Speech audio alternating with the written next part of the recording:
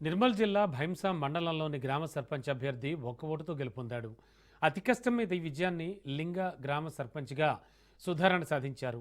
గుడ్పాలే సుధారానికి 142 ఓట్లు రాగా ప్రత్యర్థికి సమానంగా ఓట్లు పోలయ్యాయి. ఆ గ్రామానికి చెందిన ఓ బ్యాంకు ఉద్యోగి బ్యాలెట్ ఓటు వేయడంతో సుష్మారాణి గెలుపు సాధించారు.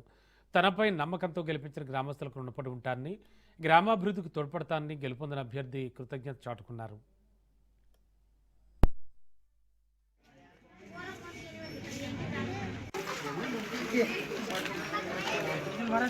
बोला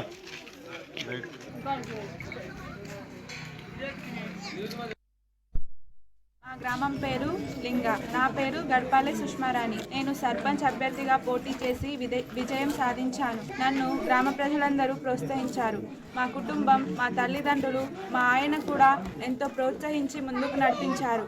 మరియు నేను పేద ప్రజలకు ఆపదల్లో ఉన్నప్పుడు సహాయం చేస్తాను. గ్రామాభివృద్ధికై తోడ్పడతాను. ఒక్క పోస్టల్ బ్యాలెట్తో విజయం సాధించినందుకు చాలా సంతోషిస్తున్నాను.